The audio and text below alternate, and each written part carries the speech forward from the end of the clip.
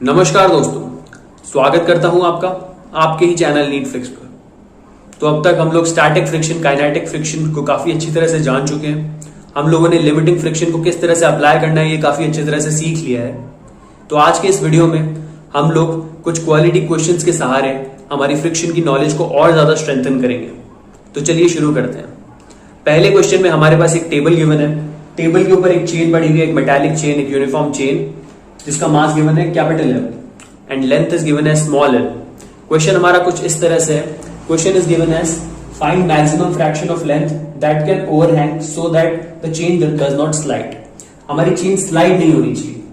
मतलब ये है कि हमारी चेन जब on the verge of sliding होगी, जब जस्ट फिसलने वाली ही होगी, वो हमें बताना है मैक्सिमम फ्रैक्शन ऑफ लेंथ। ठीक है, तो एक चीज तो इस क्वेश्चन को देख के क्लियर हो गई कि हमें किसी तरह से एफएस मैक्स का इस्तेमाल करना पड़ेगा, क्योंकि हमारी चेन जो होगी वो on the verge of sliding होगी और एफएस मैक्स तभी लगता है कि जस्ट हमारा ऑब्जेक्ट स्लाइड करने वाला ही हो, एक्सेलरेशन आया नहीं होता है, जस्ट आने वाला होता है, तो एफएस मैक्स की कंडीशन लगेगी। ठीक है, अगर इस चेन पर थोड़ा ध्यान दिया जाए तो जो ये वाला पार्ट है वो एक ऐसा पार्ट है जो ओवरहैंग हो रहा है। हमें गिवन नहीं है कि कितना फ्रैक्शन है, तो हम लोग मान लेंगे फ्रैक्शन एन से रिप्रेजेंट कर लेंगे। सपोज कीजिए इसका 1/5 फ्रैक्शन ऑफ लेंथ यहां पर ओवरहैंग हो रहा हो, तो हम लोग कह देंगे 1/n, 1/nth पार्ट यहां पर ओवरहैंग हो रहा हो। So we can write it as L/nth part, तो यहां नीचे ओवरहैंग हो रहा हो। अच्छा, अगर L/nth पार्ट है और ये यूनिफॉर्म चेन है, यूनिफॉर्म चेन का क्या मतलब है कि मास का डिस्ट्रीब्यूशन इक्वल है, यूनिफॉर्म है हर जगह पर, तो हम लोग कह सकते हैं कि अगर L/n लेंथ यहां पर ओवरहैंग कर रही है तो मास भी m/n ओवरहैंग करेगा। तो हम लोग लिख देंगे m/n, इतना मास होगा जो यहां पर ओवरहैंग करेगा। अगर ऊपर की तरफ देखें तो टोटल मास है m और यहां पर ओवरहैंग कर रहा है m/n, तो ऊपर का मास कितना होगा? ऊपर का मास होगा m - m/n, तो लिख लेंगे हम लोग m - कैपिटल M/n, ये ऊपर का मास होगा। अच्छा दोस्तों, अगर आप इस क्वेश्चन को ध्यान से देखें तो हमारा जो एफएस मैक्स है यानी कि लिमिटिंग फ्रिक्शन है वो सिर्फ इस एरिया में लगेगा जहां पर हमारी जो चेन है वो हॉरिजॉन्टली पड़ी हुई है। इस एरिया में नहीं लगेगा जहां पर हमारी चेन वर्टिकली पड़ी हुई है। उसका रीजन क्या है? अच्छा, क्या ऐसा है कि इस एरिया में म्यू एस की वैल्यू 0 है? बिल्कुल नहीं, ऐसा नहीं है। ये एरिया भी एक रफ सरफेस है, यहां पर भी म्यू एस की कुछ ना कुछ वैल्यू होगी, म्यू कुछ ना कुछ गिवन होगा, लेकिन यहां पर फ्रिक्शन की वैल्यू नहीं रहेगी। FS max will be 0 in this area and the reason behind that will be there is no normal reaction. यहां पर नॉर्मल रिएक्शन नहीं लगेगा। नॉर्मल रिएक्शन क्यों नहीं लगेगा? क्योंकि जब तक ये चेन इस सरफेस को अपने से दूर पुश करने की कोशिश नहीं करेगी, तब तक ये जो सरफेस है ये भी इस चेन पर किसी तरह का नॉर्मल रिएक्शन अप्लाई नहीं करेगा। So Fs max is directly proportional to normal reaction, and if the value of normal reaction is 0, Fs max will automatically 0. ठीक है? So पहले हम लोग लिख देंगे कि यहां पर chain is at the verge of sliding, is at the verge of sliding.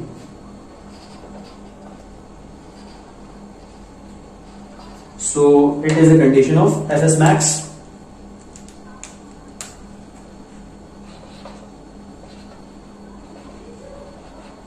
Fs max सिर्फ इस एरिया में लगेगा, तो हम लोग कुछ इस तरह से लगाएंगे Fs max को कि Fs max यहां पर लगेगा, उसे बैलेंस करना होगा इस जो यहां पर चेन पड़ी है इस चेन के वेट फोर्स को, क्योंकि यहां पर जो वेट फोर्स होगा वो नॉर्मल रिएक्शन से बैलेंस्ड होगा, लेकिन यहां पर जो वेट फोर्स होगा वो नॉर्मल रिएक्शन से बैलेंस्ड नहीं होगा। ठीक है, सो हम लोग लिख लेंगे कि हमारा Fs max इस एरिया में, इस कंडीशन में हमारा Fs max इसके इक्वल होना चाहिए इस एरिया में जो वेट फोर्स लगेगा। ठीक है, तो इस एरिया का वेट कितना है? m/n। ठीक है, और इस एरिया का Fs max कितना है? Fs max is mu s into normal reaction. So इस एरिया में नॉर्मल रिएक्शन कितना लगेगा? नॉर्मल रिएक्शन लगेगा m - m/n टाइम्स g, ये लगेगा। So m - m/n times g will be equal to capital M by N times g. यहां पर जो G है वो कैंसिल हो रहा है,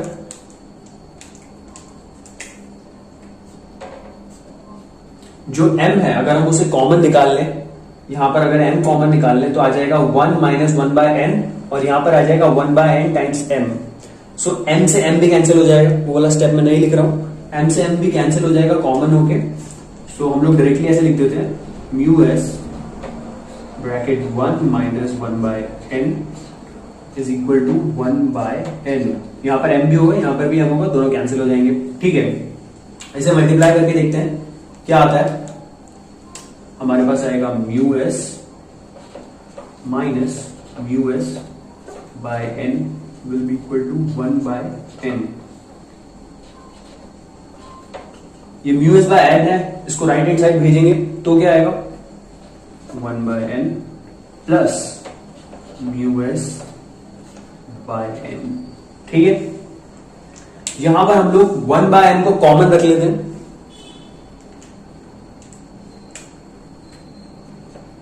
1 बाय N को जैसे ही कॉमन रखेंगे हमारे पास आ जाएगा 1 प्लस म्यू एस, और यहां पर म्यू एस आ जाएगा। तो जो हमारा N है उसकी वैल्यू हम लोग कैसे निकालेंगे, N को यहां भेज देंगे, म्यू एस को नीचे आ जाएगा।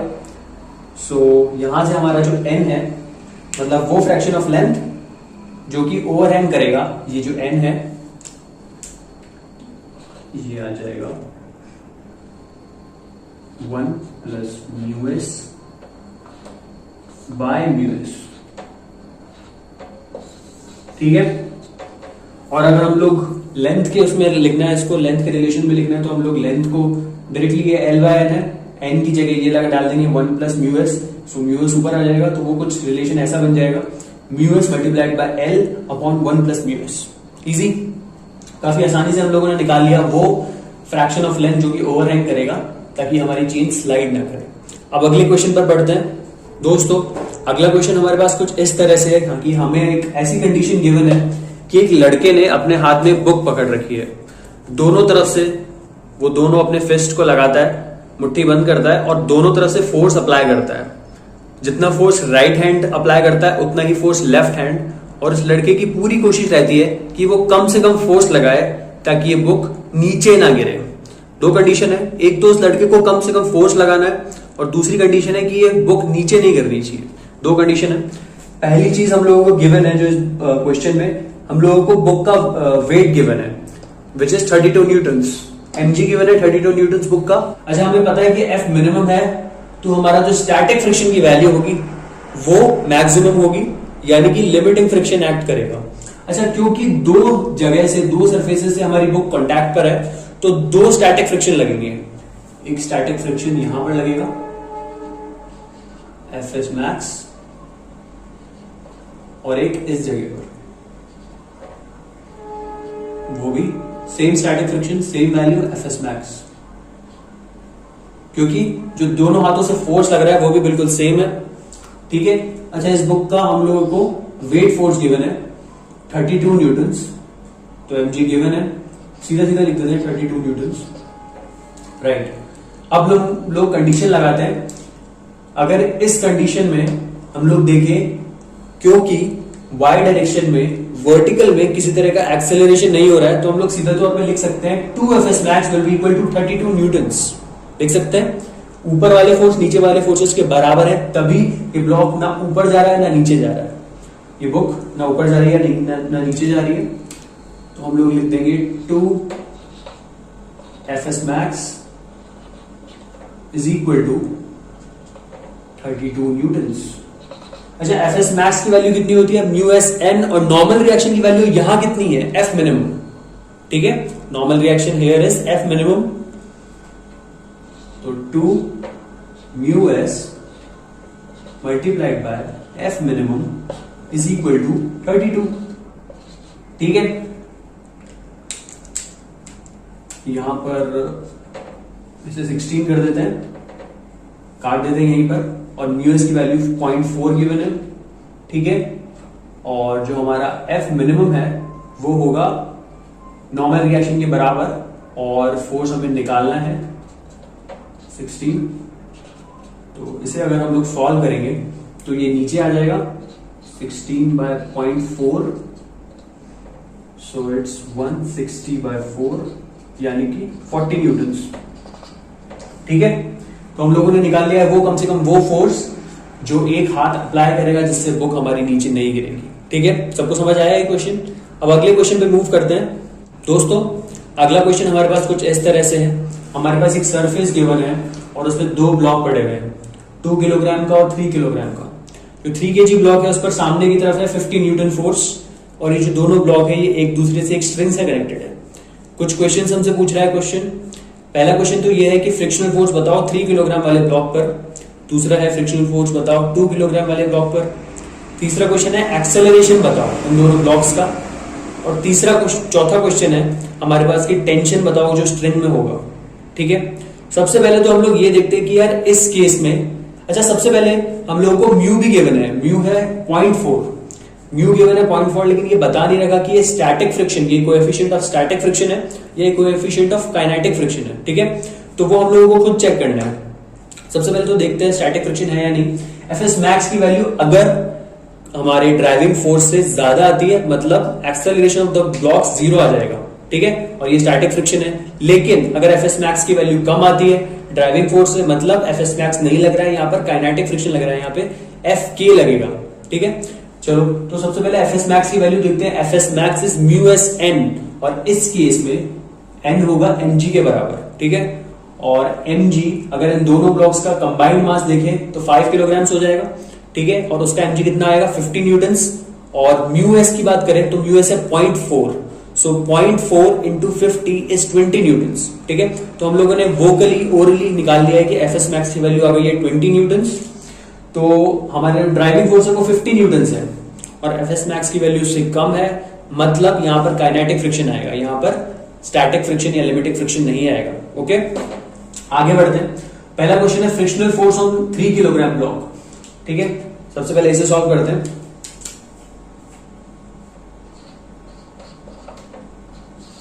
फ्रिक्शनल फोर्स यानी कि काइनेटिक फ्रिक्शन आएगा, और काइनेटिक फ्रिक्शन का फॉर्मूला होता है म्यू के एन।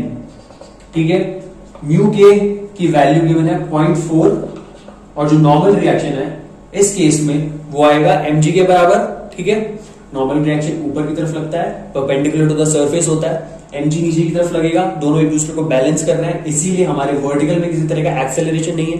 तो हम कह सकते हैं normal reaction will be equal to mg। तो यहां पर देखा जाए नॉर्मल रिएक्शन mg के बराबर है 3 किलोग्राम वाले ब्लॉक में, तो हम लोग लिख देंगे 30 न्यूटन के बराबर है इसका mg। ठीक है, सो यहां से वैल्यू आ गई काइनेटिक फ्रिक्शन की हमारे 3 kg ब्लॉक पर 12 न्यूटन्स। लेट्स से ये है FK1, 3 किलोग्राम वाले ब्लॉक पे लगने वाला काइनेटिक फ्रिक्शन। दूसरा क्वेश्चन है कि फ्रिक्शनल वैल्यू बताओ 2 किलोग्राम वाले ब्लॉक की। ठीक है, तो उसमें भी लगेगा काइनेटिक फ्रिक्शन। लेट्स से वो है FK2, सो म्यू के एन ही होगा उसका भी, और म्यू के की वैल्यू गिवन है 0.4। नॉर्मल रिएक्शन इस केस में भी mg के बराबर होगा, तो कितना आ जाएगा 20 न्यूटन्स, और इससे सॉल्व करेंगे आएगा 8 न्यूटन्स। 8 न्यूटन्स यहां पर काइनेटिक फ्रिक्शन लगेगा। ठीक है, ओके। तीसरा है एक्सेलरेशन ऑफ द ब्लॉक बताओ, या फिर यू कह लीजिए ब्लॉक्स, क्योंकि दोनों का एक्सेलरेशन सेम आएगा कि कनेक्टेड सिस्टम है, इसलिए दोनों का एक्सेलरेशन सेम आएगा। हम लोग यहां पर अप्लाई करेंगे न्यूटन सेकंड लॉ, जो कहता है net external force is equals to total mass times acceleration. और जो नेट एक्सटर्नल फोर्स होता है वो होता है driving force minus opposing force. इस केस में ड्राइविंग फोर्स है 50 न्यूटन्स, जो ऑपोजिंग फोर्स आएगा इस केस में वो दो फोर्स आएंगे Fk1 and Fk2, both are opposing force, so minus Fk1 minus Fk2 will be equal to total mass times acceleration. Total mass is 3 + 2 that is 5 times acceleration जो हमें निकालना है। सो 50, Fk1 की वैल्यू हम लोगों ने निकाल ली है 12 newtons, Fk2 is 8 newtons will be equal to 5a। इसे सॉल्व करेंगे तो आ जाएगा 50 minus 20 by 5 is equal to acceleration तो यहां से हमारे एक्सेलरेशन की वैल्यू कितनी आ जाती है 30/5 विच इज 6 मीटर्स पर सेकेंड स्क्वायर। तो एक्सेलरेशन भी हम लोगों ने निकाल लिया बड़ी आसानी से 6 मीटर्स पर सेकेंड स्क्वायर। ठीक है, अब चौथा क्वेश्चन देखते हैं, tension in the string. Alright, अब हम लोग सोचेंगे हमारे दिमाग में जब हम लोग नीट का क्वेश्चन पेपर हमारे सामने आएगा कि टेंशन निकालना ज्यादा आसान कहां पर है। अगर 3 kg वाले ब्लॉक पर देखें तो उस पर 3 फोर्सेस लग रहे हैं। पीछे की तरफ एक टेंशन फोर्स लग रहा है, पीछे की तरफ एक Fk1 फोर्स लग रहा है, यानी कि kinetic friction on 3 kg block पीछे की तरफ, और सामने की तरफ एक 50 न्यूटन का फोर्स भी लग रहा है। So we have to deal with 3 forces, whereas in 2 kilogram वाला ब्लॉक इस पर देखा जाए तो इस पर 2 फोर्सेस ही लग रहे हैं। सामने की तरफ लग रहा है टेंशन फोर्स और बैकवर्ड डायरेक्शन में लग रहा है Fk2 यानी काइनेटिक फ्रिक्शन ऑन 2 किलोग्राम वाला ब्लॉक। ठीक है, तो हम लोग वो उस ब्लॉक पर ज्यादा काम करेंगे, उस ब्लॉक पर हमारी इक्वेशंस लगाएंगे जहां पर कैलकुलेशंस करना ज्यादा आसान है, हमें कम टाइम लगेगा। ठीक है, तो 2 kg वाले ब्लॉक को अगर ध्यान से देखा जाए, सो 4th क्वेश्चन यहां पर करेंगे हम लोग। तो आगे की तरफ न्यूटन सेकंड लॉ लगा रहे हैं हम लोग, यहां पर भी सामने की तरफ इस पे लगेगा टेंशन फोर्स और बैकवर्ड डायरेक्शन में लगेगा इस पे Fk2 will be equal to total mass times acceleration। बस वैल्यू डालो, T माइनस Fk2 जिसकी वैल्यू आ गई है 8 न्यूटन्स, मास इज 2 किलोग्राम्स, और एक्सेलरेशन इन दोनों ब्लॉक का एक्सेलरेशन हम लोगों ने निकाल लिया है 6 मीटर्स पर सेकेंड स्क्वायर। तो 6 T will be equal to 6 to 12, 12 plus 8 is 20 Newton's. तो 20 न्यूटन वैल्यू आ गई है हमारी टेंशन की। यहां पर लगाते हैं वो भी काफी आसान होता, लेकिन हम लोगों को देखना है, ये सिर्फ ऑब्जर्व करने से पता चल जाएगा, वहां पर इतना सोचना नहीं पड़ेगा कि किस में लगाए। आप लोग कुछ क्वेश्चंस करेंगे, 2-3 क्वेश्चन हम आपके दिमाग में आ जाएगी, कहां पर हम लोग जाएं तो हम लोगों को कैलकुलेशन में ज्यादा आसानी होगी। ठीक है, तो thank you guys, that's all for today. I hope you like the video.